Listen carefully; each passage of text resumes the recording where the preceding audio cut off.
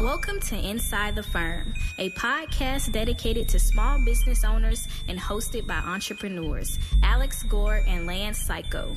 Each week, they take you on their journey of how to start, run, and grow a business by bringing you inside their architecture and real estate development firm. Get a behind-the-scenes tour of how these business leaders manage their clients and foster company culture while creating new and innovative projects. And now your hosts, Alex Gore and Lance Cayko. Lance Cayko. Cayko? That's your name, isn't it? Dude, I hate that more people are getting your name right. Yeah. Or like asking, is it Cayko or Psycho? Yep. Like, it's Psycho. If the mayor says it enough times, you'll get it right. Everybody else will get it right. Call him Cayko for my sake. Yeah. How you doing? You look well. That was a joke, right? I look tired. You look tired and exhausted. You look like crap. You do too. Thank you. You do too. Delicious. Yeah. Why are we tired and exhausted? I guess that's what this podcast is about. So we're going to talk about the development and all that. You want to kick us off? Well, tell me, permitting up and down. What is up and down with permitting? So I've been feeling like this for a while, like especially telling my wife or my family, "Hey, anything about the project?" Yeah. Hey, it looks like we got back in. We resubmitted for site plan review. You know, okay, great. Oh, we got comments back. Oh, it looks like we're approved. We're preliminary approved. We went to the planning and zoning and got approval. And then all of a sudden, like, now we're fighting the city because that's not the final approval. So now we need to get final approval. And then we went in for building permit. It's just like, how many of these waves? How many levels of approval do you need? 49,000? 49 million? A zillion, Lance. Well, yeah, and to cut the brass tacks. So I went into the building department. Our office is within walking distance, which is great. So I went in there on, I think, 5 times on Wednesday of this last week. So it's September 14th right now, so Wednesday would have been September 12th. And I went in there 4 or 5 times, something like that, and got different answers every single time. And it was trying to figure out who has to basically click a button. And I'm not joking. Click a button and say, "Yep, I've approved that. Yep, I've approved that." Alex and I were getting a little testy with each other, and because like I wanted him to be as on a warpath as I was, and he was just like, "No, I just emailed X, Y, and Z, and I'm not doing it again." And yep. And this was the other reason. I think Monday, Tuesday, Wednesday was full of just doing this, doing that, running around. And I finally sat down to get stuff done. An email comes through saying everyone to go like approve their stuff. And then Lance goes, go walk to the city. I was like, no, I'm giving them more than a minute. I'm actually doing work right now. Yeah. He's like, fine, I'm going, blah, blah, blah. So then I did. But that's what it took. So it's been a struggle. But this is what's so crazy about that, Lance, is that like people have asked me, oh, do you have an expediter? Which in like New York, it basically is a harasser of the government. And this other client, like that they wanted me to go make them hurry up on the permit. Like you literally have to run down there. You have to handhold them, all this. It's so crazy because everything was approved and it took us a week and a half then to get everyone signed off, even though they already approved. How long would it taken? Even after you went and they physically said, even on the screenshot, it says everything approved. Like they didn't email us and just say, hey, it's approved. Bring in this check. Like they still haven't done that. Like, what is going on here? I know it's approved, and I'm not worried about any of that. Because what do you call them? Expediter? Expediter. Yeah, those are real things. I'm sure a lot of people listening know what that is. But if you're a younger professional or maybe even a student, there are third party entities that is their only job is they run drawings back and forth, all kinds of submittal forms, information. They're there at the building departments. Usually once a day. I mean, there's someone that I know in Denver that's all they do now, and it's a result of the process being so slow, but also every year it gets more complicated. There's I will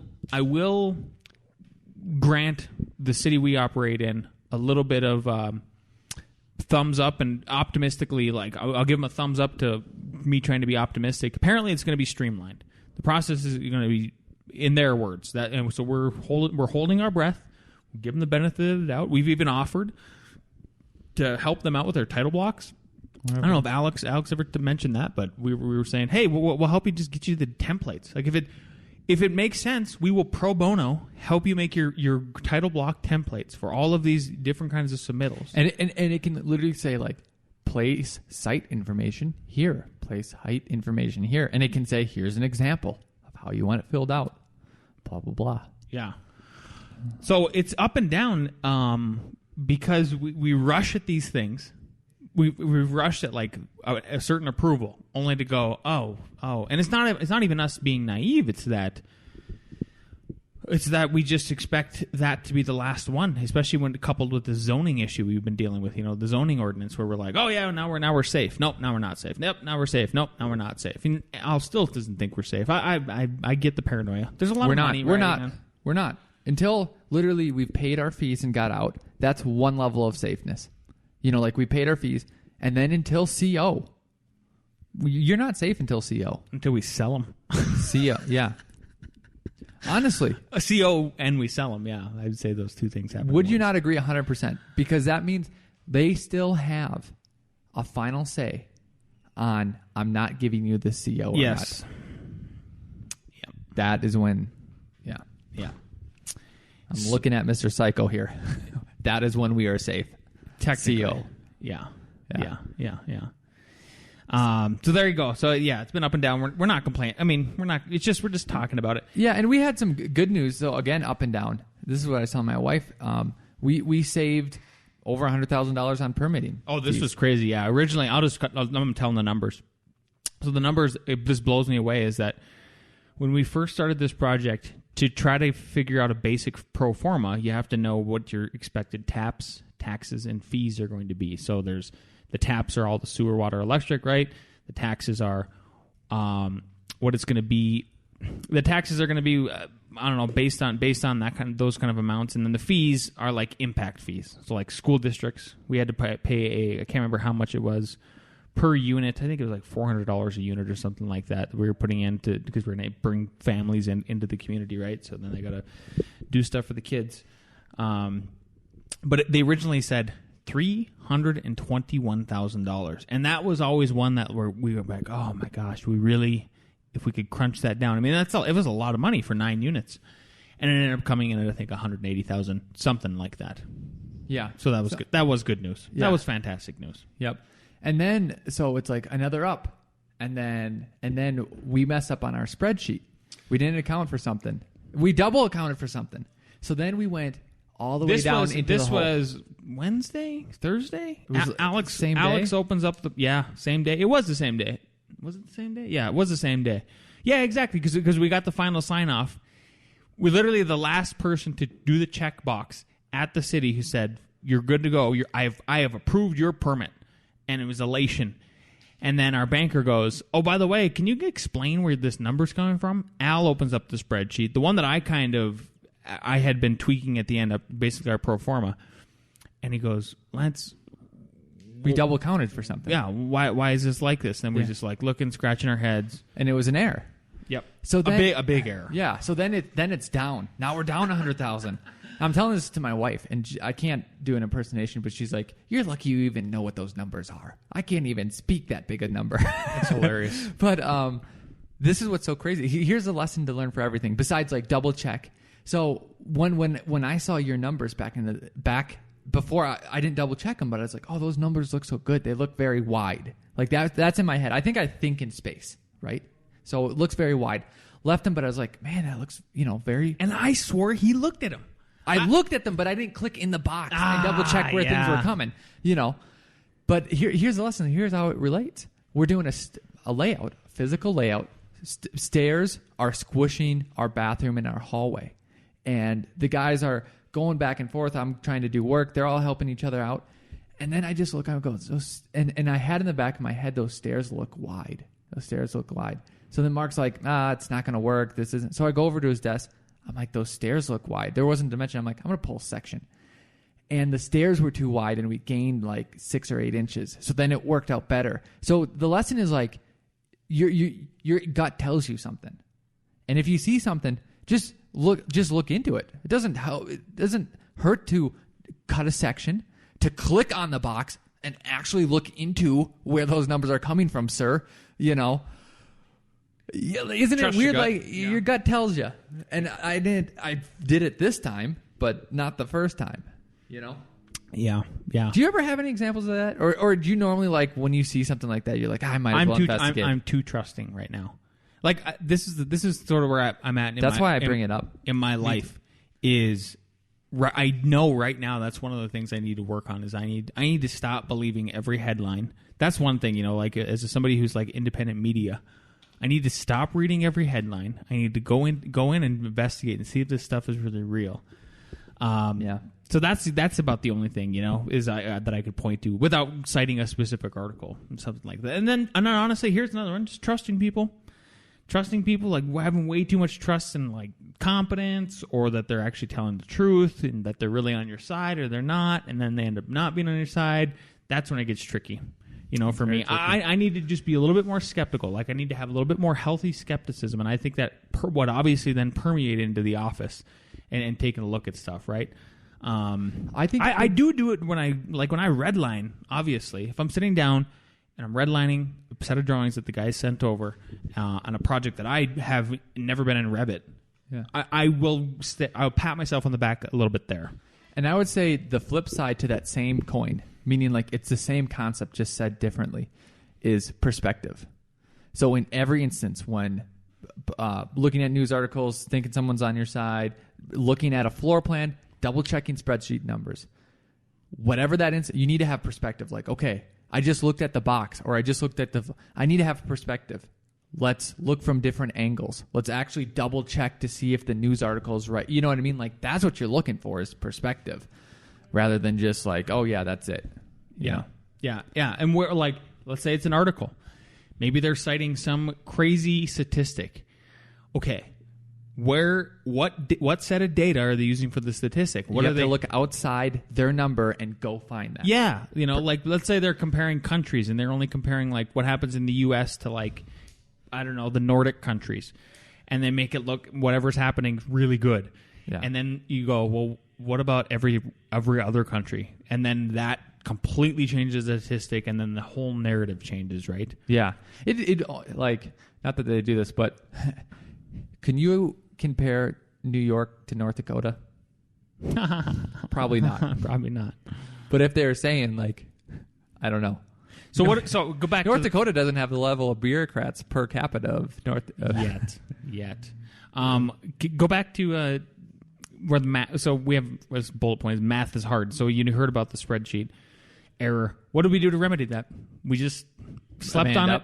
Yep. Manned up. Got depressed. Manned up.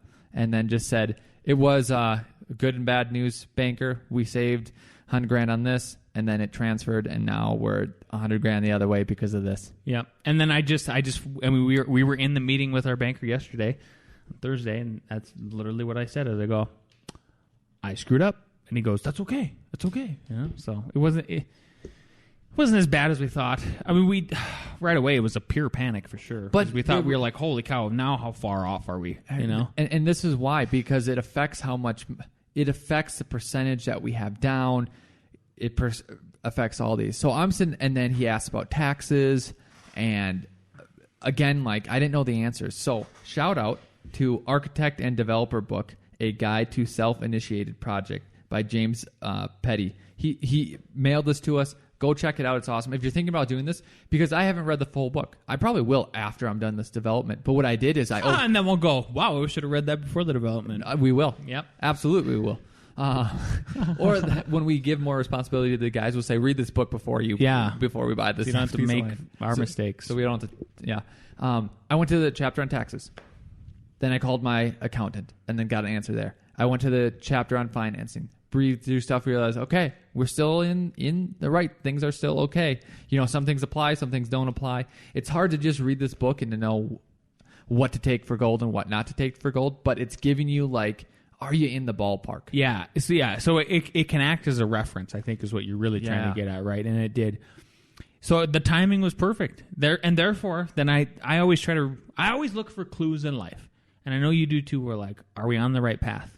Are we doing the right thing? Should we be here or should we not be here? Mm-hmm. And getting a book like that from a listener and then having it apply. I'm like, oh yeah, we're still on the right path. Everything's good. Everything's good. Except for then we went to the bank. Yeah. This was the worst one. Yep. Because it just down and out. Because last week was, hey, we'll be approved by, let's say, Wednesday. And so then I swear I asked, then when can we get money? Oh, a couple days. When can we be financed? It was some term like that. Well, basically, here's what it was. Well, no, I need to explain it because this is, and then they said, oh, it should just take a couple days after that. So then the difference was this week's meeting was, okay, hey, you could be approved. We're going to give you the numbers in the next couple of days. And I go, when can we take out our first draw? So whatever I said last week wasn't the word draw. And then he said, well, we need to get our appraisal first. Appraisals will take 3 weeks. And this is what we forgot. And so this is the lesson I want to teach everybody who wants to do what we're trying to do right now, and just remind everybody who already probably knows, but I would hate for you to forget, right? So if you followed this and what we're doing, it's like we started off. There's been all these ups and downs, and we think we're going fast when we're really going slow, and then there's stopping points and there's starting points. So this is one of those critical ones. It's all along the way you have all these different kinds of struggles, and so I think there's so many balls to juggle. It is hard to remember all of them, and we were told about this critical point. I remember during one of our meetings with our banker, and he goes, "No, don't forget." After you're approved, then we have to get this appraised. Oh, he said after we are approved. Okay. We just had to 50. I hear a lot of words. I know. We just had you're dyslexic and I'm just whatever. So so we get in there. Once again, the numbers look great. You guys, your equity looks good. To them, this is a $2 million plus loan. It's not huge to us. It's huge, right? And I really like him because he makes us feel so confident. But then he goes, we start telling him about, oh yeah, we got subs lined up coming out Monday, foundation, ready to dig, ready to pick up the permit. All we're waiting on is finance. And he goes, well, we'll know by today, like literally right now, by the end of by 5 p.m. Alex and I should know if we need to bring more equity to the table. If we don't, if everything's going to go move forward, which is 3 hours from now when we're recording this. But then he goes, but you guys, even if we can get to the money to you that quickly, we can't because we have to appraise the project. He goes, that's going to be 3 to 4 more weeks. And I just Al was looking for solutions right away. And Al was like, well, what if we do foundation only? Let's start building. How about guys? Foundation only. We just do foundation only. And then I shot him down and he was like a jerk. And I go, no, because then we still have to do that. We still have to pay all the permit fees up front. That's the tricky part about this municipality that we're building in is some of them don't make you pay, like different cities, and we've heard this from other developers. You'll pay all the fees at the end at CO. Impact fees versus permit fees. Permit fees you will have to pay no matter what, but that might not be that much. Right. And that's why I say TAPs, taxes, and fees, right? Yeah. So you don't have to pay your TAPs all until the end, or like a majority of them until the end. But that's what I was getting at, too. What if they say, hey, pay your permit fees, $15,000. You don't have to pay your $130,000 of all your TAP taxes and fees until later. Get started. But the banker said he wouldn't recommend that. Because of But when do we listen to people? Because of title issues. And that has to do with the appraisal, right? Is because the appraisal is going to want to, at the end of the day, confirm that, okay, this is what they can, in fact, sell them for. It's going to be a marketable project, and their numbers aren't, totally phony. It's like the last little thing to do. So we left the bank knowing we weren't going to be able to start Monday, and the survey is done. Like the batter boards are out there, and we, the offsets and everything to where like we could pull tapes. If I went out there with an excavator today, I could pull tapes and I could start excavating, and we would literally be, we know where everything's got to be. The porta potties out there. I'm gonna go pee on there. That's what I'm doing. When I go pick up my kids, I'm gonna go use the porta potty and be like, there you go, I got something done. There you go. That was only a couple $100 right there. We left the bank, and I don't think Alex and I have been collectively as quiet as we were maybe ever together. It was just dead silence, like shock silence, all the way back to the office. And then and then here's what I had to do. So I just said, I'm defeated. I don't get to do what I want, so now I'm going to do what I want. And then I said, I'm going home. I'm calling the day off. I'm going to go pick up my kids. We're going to can tomatoes, and I'm going to make supper for my family. And that's what I'm going to do. And that cheered me up a little bit. Nice. I'm still okay. I'm just Was tired. that Thursday? That was Thursday. Awesome. Know what I did? What'd you do? So I went home, and my wife said, heat up these green beans and stuff, and you can have some meat for supper. And she's going to go rock climb. She left the door. This is Atlas and I. I put on Always Sunny in Philadelphia, and we ate chips. Good for you. Good for you. Chips. That's all. There you go. See? So we ate some green beans later, but I'm just telling you, she left the house. Always Sunny chips. High-fiving me and the baby. yeah. I had a glass of wine starting at 4 yesterday. That's partly why I look like crap today, is I'm just like, nope, I'm going to do what I want. Because I didn't have any wine at all during dinner this whole week. And then all of a sudden I'm like, nope, too bad. This is my excuse. Plus you didn't sleep well, I didn't sleep well. So two lessons are, don't forget about that appraisal at the end. Make sure that you, even though if you're projecting like here's when the permit's going to happen, the appraisal has got to happen. And that's, so final approval, approval from the bank means again, it's these approval levels. Well, it's bank. It's another level of approvals before permit. Yeah, get your banking done before permit. But here's the catch-22. Give it to me. The catch-22 is right. We had to the city that we're working with wouldn't give us that final number for our tax. Huh. See, I got to remind you. I got to remind you of that. So no matter what, I think it's probably like that everywhere. I don't know. I mean, this is our first time really doing this. To reiterate, for your bank, you need to know what your taxes and fees are. So you need can't to build know that until until building permit. Yep. So the only way to do this is if you had hundreds of thousands of dollars and then could start building without your financing in place, which one person did at the developers meeting. And that's why, remember that? He's like, we're already digging in the ground. And you're trying to apply something retroactively to us, and then we might not get financing because of it. Remember that? The guy behind us? Oh, you are right. That they did it all with cash. Yeah. That's right. He's to expedite the process, yeah. Yep. That's where they were at, yeah. No. That's all you can do. Yeah. So it is a gamut. I think, obviously, we're learning lessons along the way, and we hope you do too. Yeah. That's all we can tell you. So I have a hot topic that everyone asks on the Entree Architect community, which is a Facebook group. And then it has to do with fees and contracts. And people always ask, like, hey, someone's trying to negotiate down, or are my fees too high or too low? And the answer, what you say uniformly, is don't negotiate or go higher. Wouldn't you say? Don't. If somebody says, let's just say you say I'm gonna draw your building for $20,000, and they go, can you get closer to 10? Yeah. What is the correct answer? What do people normally give you advice online? What do they say? Yeah. Oh, they say stand your ground, I think. Yes. Yeah. Stand your ground. Stand your ground, right? Yep. And some people would say, that's cheap. You should charge double. Charge more. Oh, they do say that. Yeah, especially when you get down to numbers. Especially the way we price out houses. I know people look at us or see what our numbers come in and they go like, how are you guys making any money? I don't know. We are. Yeah. So let's just use... I do know, but, you know. Let's just use fake numbers here. So $20,000, and then the client says $15,000. Yeah. And the thing is, so I'm in this position, right? And we just hired a new person. And this person says, hey, the competition is, let's just say $15,000. Can you get, close to that? Then we'll go with you. So I'm sitting there mulling it back and forth. And asking Lance.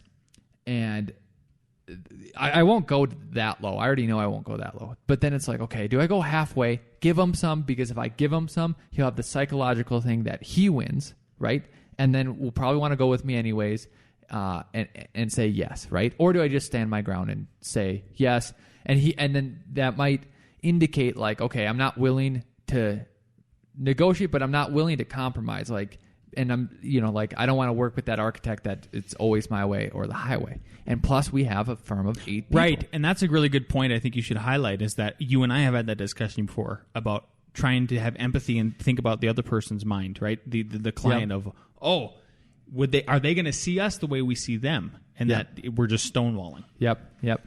And then also the client talked about like, hey, having a nice, happy process. This is their first house, stuff like that. And that's what I reminded Alex as I go. I told him what I've been doing, and that's what I've been doing is planting this psychological seed in their head of like, you might only do this once in your life. You better make it fun, as much as you can, because at the end it gets so stressful. Mm-hmm. It is so stressful at the end, especially if you did like how me and my wife did. Is we sold our houses, then we lived in an Airbnb for 45 days, and just were chancing it, and then it was 2 more weeks into a hotel. It's stressful. Yeah.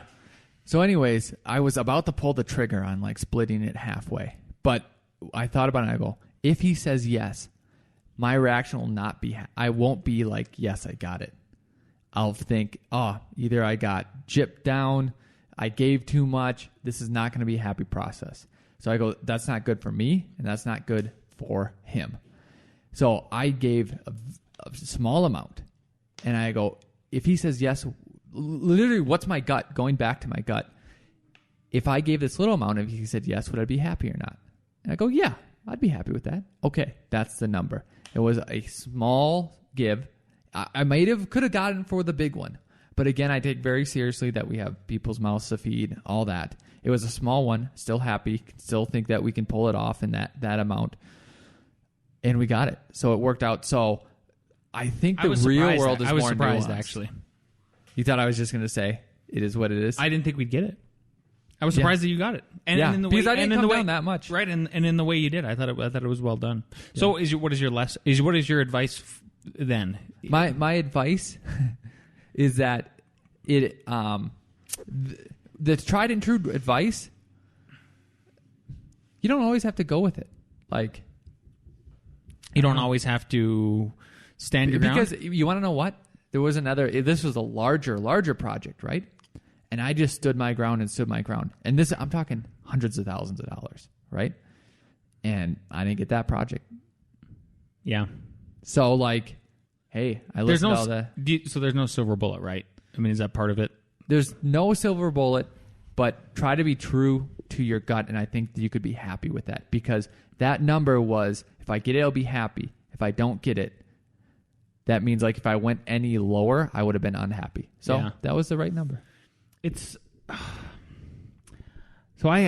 nothing's always perfect, and that's what I'm getting at too. Yeah, and right before we got in the truck that day, and you told me about this project, I was on the phone with the potential client, and like they really wanted us to get this very schematic floor plan done. For not, I mean, pennies on the dollar, like not a lot of money. So we ended up, what I really appreciate about this client, and here's what I wish would happen more consistently, is that I actually embrace the negotiations at this point in my career, because I try not to take it personally. Plus we're busy, so you can be a little bit more cocky and confident, right? But I appreciate when we just like, when the client and I will get to this really good, like, trusting part where I'm just like, just tell me what you don't want to spend. Tell me what you don't want to spend, and I will tell you what we can provide for that. Because at least if we can, then we can at least get somewhere that it does work for both of us. Mm-hmm. But when it goes cold, I hate it. I hate it, and I don't know if it's American culture, where like we don't barter, right? You go to Brazil. You go to Mexico, you go to any of these, like, you barter. You absolutely 100% barter for stuff. Everything. I'm talking everything is a negotiation. I got to wonder if it's an American thing, Well, it might also be Trump's art of the deal. Ask for everything. Yeah. And then the other thing, too, I think about, well, the one that I didn't, some people, I think, bid out too much. You know what I mean? What do you mean bid out too much? I think... You mean their fees are too high? No. Oh. I mean, if you get 3 to 4 bids into you, you have a good idea. If you ask like 10 people and only get 3 to 4 in, that's fine. Meaning that can happen, right? You can interview. But if you start getting in more and start evaluating more, and then they pick one, and then there's like 8 they have to respond to, and they just don't want to because it was already an ordeal. Like, that's what I think happens too. Mm-hmm. You know what I mean? Mm-hmm. Yeah. Yeah. Just go with your gut. Go with your gut. Go with your gut. Get it done. And pretty next, I think we're gonna go with Nick, who is our metaphorical gut. Hello, best friends. I hope you all had a great week this week. A reading. The wall. When I think of design of a house, I think of its fundamental elements. When they are composed in certain thoughtful ways, they create beauty and meaning in our lives. It's impossible to imagine a component of architecture more fundamental than the wall. Of all the tools at design's disposal, few are as useful, more celebrated, and adorned. The wall supports and encloses. With a wall, we can create shelter from the outside world. It shields us from physical hazards, allowing our minds to escape, to ease us when we come to rest within the safety of the retreats they form. In a supportive role, the wall is paramount, for as it holds us inside, it also holds the roof over us. As we enjoy the structure of its envelope, we also enjoy the openings in its expanses that allow the flow of light and the sun's warming rays within, and that frame our views outward into the world. As we rest in its protection from danger, we also feel the need to pierce the wall, to gain entry through a door. So the wall graciously allows us to carve openings into it, offering a welcome as well as a barrier. Jeffrey Dungan, in his new book, The Nature of Home, Creating Timeless Houses. Friends, it's well worth the purchase. A question. Meyer or Gary? The answer is easy and obvious for me. Toodles! That's hard. Meyer, I think I like better. Richard Meyer. Yep. As in our, like if I was analyzing his buildings, Gary, I think in the broader sense, outside of us architects, did more for the profession. I agree. What would I say I like him at? In my world, Gary, I mean, there's that famous photo of him flipping off the reporters. Remember that? I really like Gary too. Remember how fascinated everybody was right when we first started college with Gary? You know, there was like this Gary. I mean, he was very popular. Fever. Gary Fever. He was coming off of Bilbao, the Disney Opera House, all that, you know, in L.A. I just like him because he's a provocateur. I'm a provocateur, so I'm attracted to that whole rhetoric. I want to switch not because of provocateur, but just because, if we want to, I think it's easier to analyze Meyer. I think it's harder. Oh, absolutely. It's harder. So we can use our knowledge to explain how good we know the profession and that we know the terms and we know why this works and that doesn't work.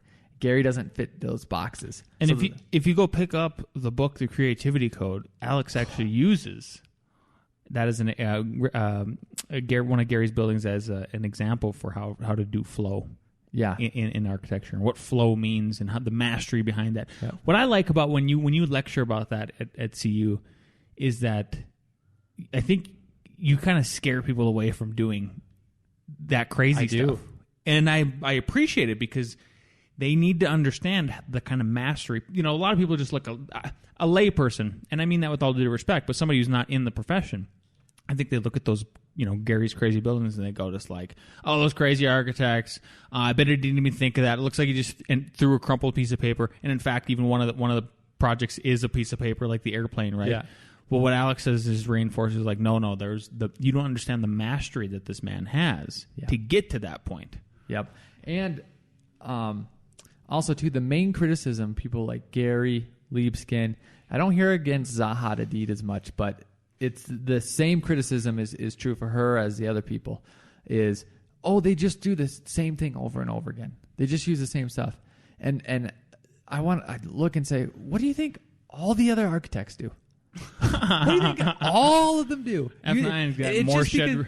F9's shed roofs. Yeah, all day. It's just Nick does great architecture too, and I'm not being mean to him, but like, that's a Nick building. That's a Nick building. Looks good. Yeah, it's awesome style. Your personality comes through. Yeah. So just because it's unique and distinct, and it doesn't look like other buildings, and then it goes into another city, they'd say, well, I'd do it different if it was in the different city. Like, would you use straight walls? Would you use would you break up walls with like windows? You could go into so many elements. You could dissect their elements and be like, look like you used the same approach there. It's, Well, and my kids, after they've lived in a beautiful architecturally designed home, now when we go out in public and they're like, oh man, it seems like they just copied our house. Because you're seeing like patterns, right? I mean, all they're doing is seeing patterns. And I was actually pretty offended by one of the ones they said, because I was like, that is an ugly building, kids. Don't you ever say that again. And nice. they cracked up. Oh, pull over this car. Have you seen the one I'm talking about? It's up on 21st. I'll have to drive you by it. I'll take a picture of it. Yep, send it to me. Yeah, it's atrocious. I already know my answer to you. Spitting image of your house. Exactly the same. I literally thought you took a picture of your house. So confused. What are you showing me here? Why are you showing me your house, dude? I've been there. Yeah, I've been there a lot. I've seen it. Yeah. Hilarious. But back to the walls. I did have something to say about that. Do you think there was a war on walls in the 90s? Do you think we're still warring on walls? Explain what you mean there. Well, so there's... Are we supposed to be fighting walls? Yeah. Is there a war I'm not a part of that I could be? I think there was a war on walls. Yeah, and that was everybody wanted open floor plans, right? Oh, we just like Americana. Everybody got tired of. It's kind of cliche now, like open concept floor plan. We hear it over and blending over. Inside and outside. Blending, exactly. Trying to blur that in and out. Blur it. Yeah. Do you think we're still in that war? That's my takeaway from that. I always find, and I do find that it's difficult to find that line between open and then closing things off, because it even when I'm thinking about other people's houses or my house, to be like, oh, okay, the activity center a lot is in the kitchen, and then if you could get that facing the living room, okay, where do you put the dining room? Do you interrupt it there? Do you put it off to the side?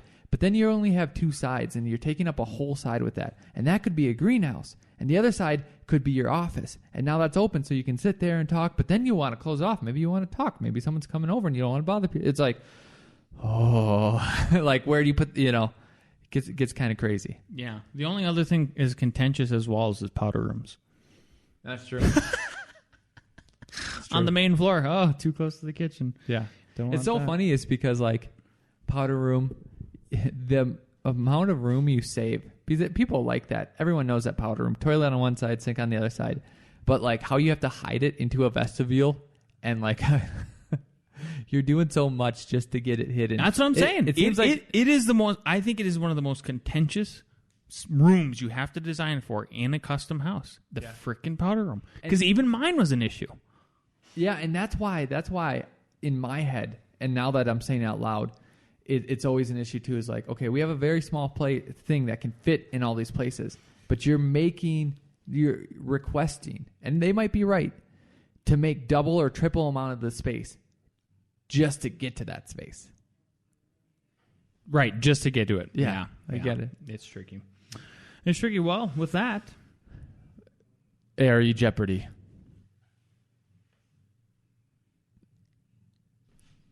According to the IBC 1003.2, the means of egress shall have a ceiling height of not less than A, 7'6", B, 6'8", C, 7 foot, D, 8 foot. Means of egress, IBC, Chapter 10, should have a ceiling height of not less than A, 7'6", B 6'8", C 7 foot, D 8 foot. I think I know. Yeah. Okay. So we have B, C, and C. Do you know the answer, Lance? C. Nope, you are all wrong. It is A, 7'6". There is exceptions for stairs and Storage for rooms. 6'8". Yep. So it's 7'6". Damn it. I'm taking away your license. Okay. According to the IBC, the means That was egress. IBC. Okay. Number 2, according to the IRC, R304.1, shall have a floor area, a bedroom. A bedroom should have a floor area of not less than, okay, A, 70 square feet, B, 7 foot by 10 foot, C, 100 square feet, D, 49 square feet. This is a bedroom, IRC. A is 70 square feet, B, 7 by 10 foot, C, 100 square feet, These will be on the area. I guarantee this one. 49 square feet. Yeah.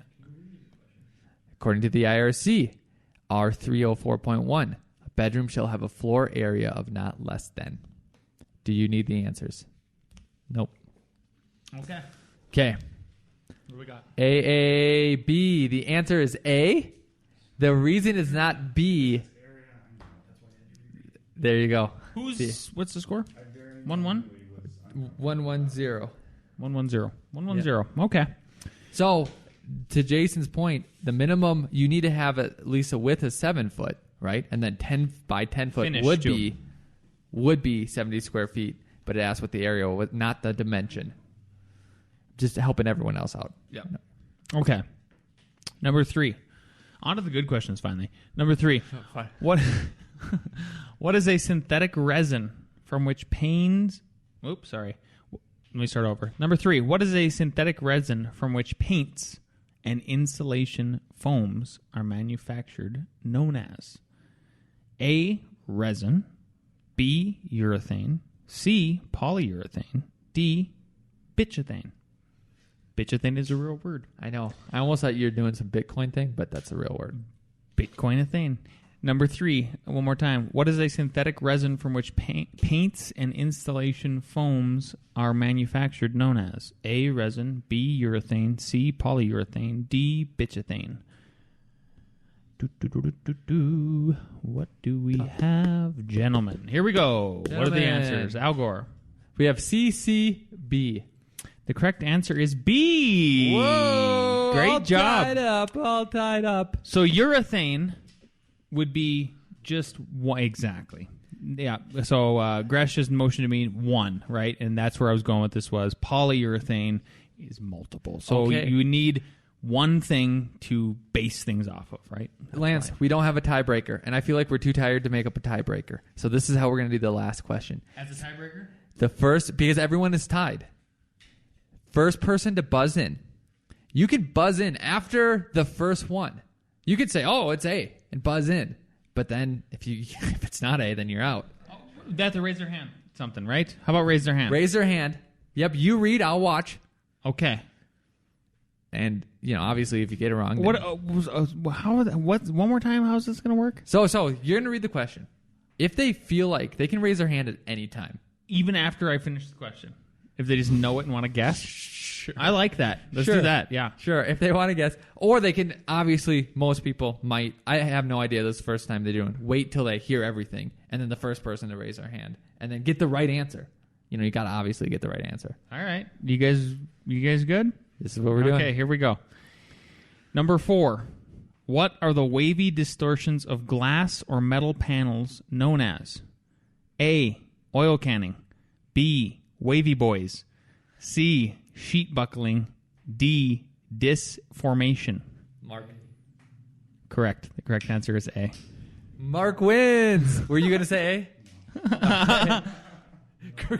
No idea. Okay, that's a good one to know because I swear that one came up on my test for sure. And you get it right. Like if I showed you my house where I complain every time I bring guests over about the oil canning that happens over the top of my garages. So next time you come to my house, which hopefully will be when we celebrate that we're actually building, is like I'll show you. you'll see that brake metal. How about this tiny house brake metal? You guys have seen that. They got that to not be wavy, but at my house, it's wavy, and you can see it in certain light, and that's oil canning. Yep. And it's normally a function of how thick the metal is, right? You can solve that by getting thicker metal. I would point this out too, though. Is C, where I said C, sheet buckling. Sheet buckling leads to oil canning. Like that was sort of the way they phrased the question, and then same thing with disformation. If it's disformed, right, then it's oil canning. Like that tiebreaker. I was going to go for disformation. Yep. Okay, there you go. Thanks, guys. Yep. All right. Thanks for listening. Please, if you want to hear more about us, get the book, The Creativity Code. You can read it, and you'll hear our voices. That's how intimate it will be. I haven't done this for a while because I haven't had a good reason to. But what's been amazing is we have a lot of new listeners starting to listen to the show, and I can tell what episode they're on because they start to join Inside the Firm Facebook group and not just like the page. So I would just like to reiterate to everybody that there's, first of all, follow us on Twitter. There's a Twitter handle. It's at Inside the Firm, right? Yep. And then same thing with the Facebook page. If you go to Inside the Firm, you can there's an actual page where then we'll post like when the episodes go up or any kind of cool stuff that we're doing or whatever. But then there's also a private group, and the private group is cool because as we build this show, we want to build a small community, large as it'll get, I guess, where you guys can ask us questions and we can start talking about this stuff. Especially, I think it'll be great once we're finally done with this frickin' development, and then we can kind of sit back a little bit and start to engage you guys more and help you guys as you grow your firms, and hopefully become architects as developers. And hopefully this podcast helps you think about architecture, think about running a firm, thinking about development, think about the A.R.Es. But the other part, there's lots of parts of our architecture. Another part is knowing the programs so that you can actually get stuff done. One of the biggest programs out there is Revit.